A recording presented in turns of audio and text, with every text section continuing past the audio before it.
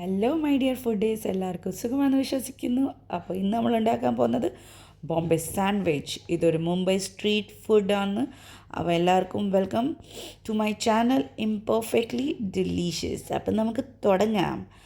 അപ്പം സാൻഡ്വിച്ചിൻ്റെ main ingredient എന്ന് പറയുന്നത് ഗ്രീൻ ചട്നിയാണ്. ഗ്രീൻ ചട്നി ഉണ്ടാക്കാൻ വേണ്ടി ഞാനിവിടെ ഒരു 3 ബഞ്ച് മല്ലിയിലയും ഒരു ബഞ്ച് ഞാൻ നമ്മുടെ പുതിനയുടെ ഇലയും പിന്നെ ഒരു 3 to 4 ഗാർലിക് വെളുത്തുള്ളി പിന്നെ ഒരു പച്ചമുളക് ഒരു 5 തൊട്ട് 6 എടുക്കുന്നുണ്ട്. നല്ല എരിവുള്ളതാണ്. ഈ ചട്നി കുറച്ചൊരു സ്പൈസിയാണ്, പക്ഷേ സ്പൈസി ആയിരിക്കണം. സ്പൈസി ഇല്ലെങ്കിൽ ഒരു ടേസ്റ്റ് വരത്തില്ല.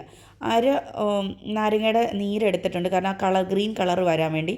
പിന്നെ ഇതിനകത്ത് നമ്മളൊരു ബ്രെഡ് ചേർക്കുന്നുണ്ട്. ബ്രെഡ് ചേർത്ത് കഴിഞ്ഞാൽ ഗ്രീൻ ചട്നി കുറച്ച് തിക്കായിട്ടായിരിക്കും വരുന്നത്. അപ്പോൾ നല്ല ടേസ്റ്റ് അതിൻ്റെ. നിങ്ങൾ എന്തായാലും ഇതൊന്ന് ട്രൈ ചെയ്ത് നോക്കണേ, ഇങ്ങനെ ഈ ഹാക്ക് ബ്രെഡ് ഇട്ടുണ്ടാക്കിയിട്ട്. അപ്പം ചട്നി റെഡി ആയിട്ടുണ്ട്. അങ്ങനെ ഞാൻ ചട്നിക്കായിട്ട് ഉപ്പിടാൻ മറന്നുപോയി.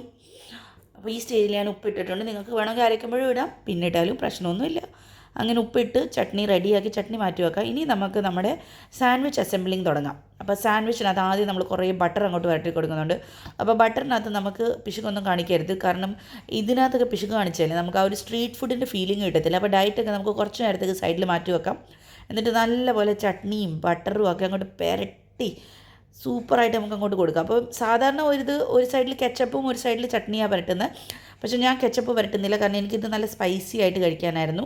അതുകൊണ്ട് 2 സൈഡിലും ചട്നി പുരട്ടിയിട്ട് പിന്നെ നമുക്കിതിനെ അസംബിൾ ചെയ്യാം. ഇതിനകത്തേക്ക് നമ്മൾ വെജിറ്റബിൾസ് ഇടുന്നുണ്ട്. നമ്മൾ കുക്കുംബറും തക്കാളിയും സവോള പിന്നെ പൊട്ടാറ്റോ ബോയിൽ ചെയ്തിട്ട് ഗ്രൗണ്ടായിട്ട് കട്ട് ചെയ്തിട്ടുണ്ട്. പിന്നെ ബോംബെയിലൊക്കെ ഇതിനകത്ത് ബീട്രൂട്ട് ഇടും. സ്റ്റീം ചെയ്തിട്ടോ ബോയിൽ ചെയ്തിട്ടോ ബീട്രൂട്ട് ഇങ്ങനെ റൗണ്ടായിട്ട് കട്ട് ചെയ്തിട്ട് നിങ്ങൾക്ക് വേണമെങ്കിൽ അത് ആഡ് ചെയ്യാം. എനിക്ക് ബീട്രൂട്ട് ഇഷ്ടമല്ലാത്തതുകൊണ്ട് ഞാൻ ഇട്ടില്ല. എന്നിട്ട് നമുക്ക് ഇതിനകത്ത് കുറച്ച് സാൻഡ്വിച്ച് മസാല, പിന്നെ ചില്ലി ഫ്ലേക്സും ചാട്ട് മസാല ഇടുന്നുണ്ട്. സാൻഡ്വിച്ച് മസാല ഇല്ലെങ്കിൽ കുഴപ്പമില്ല, ഞാനും ഇട്ടിട്ടില്ല. ഞാൻ ഇതിനകത്ത് ആകെ ഇട്ടേക്കുന്ന ചില്ലി ഫ്ലേക്സും ചാട്ട് മസാലയും മാത്രമാണ്.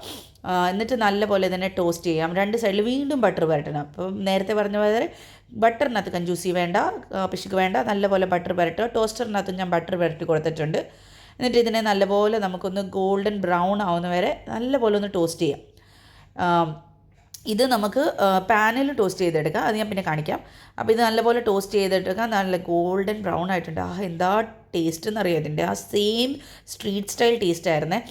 അപ്പം ഇത് നമ്മൾ പാനിനകത്തേക്ക് നമ്മൾ ടോസ്റ്റർ ഇല്ലെങ്കിൽ നമുക്ക് ഇങ്ങനെ 2 സൈഡിലും ബട്ടർ പുരട്ടിയിട്ട് പാനിനകത്ത് നല്ലപോലെ ടോസ്റ്റ് ചെയ്തെടുക്കാം. എന്നിട്ട് നമുക്ക് അങ്ങോട്ടും ഇങ്ങോട്ടും ഇത് ചെയ്യുമ്പോൾ ഇല്ലേ സ്പൂണും കൊണ്ടൊന്ന് നല്ല പ്രസ് ചെയ്ത് കൊടുക്കണം. അപ്പോൾ നമുക്ക് ആ ടോസ്റ്ററിനകത്ത് കിട്ടുന്ന അതേ ടെക്സ്ചർ നമുക്ക് കിട്ടും. ഇത് ഉണ്ടാക്കാൻ ഭയങ്കര എളുപ്പമാണ്. ആദ്യ സാധനങ്ങളൊന്നും വേണ്ട, ഒരുപാട് കഷ്ടപ്പാടും വേണ്ട, പെട്ടെന്ന് ഉണ്ടാക്കുകയും ചെയ്യും. എന്നാൽ ആ ഒരു ടേസ്റ്റില്ലേ സെയിം സ്ട്രീറ്റ് സ്റ്റൈൽ ടേസ്റ്റാണ് ഇതിന്. അപ്പോൾ നിങ്ങൾക്ക് ഇങ്ങനെ Bombay style north side recipes കൂടുതൽ കാണണമെന്നുണ്ടെങ്കിൽ എൻ്റെ ചാനലിനെ ഫോളോ ചെയ്യുക, ലൈക്ക് ചെയ്യുക, സബ്സ്ക്രൈബ് ചെയ്യുക. അപ്പോൾ എല്ലാവർക്കും thank you so much. Love you all.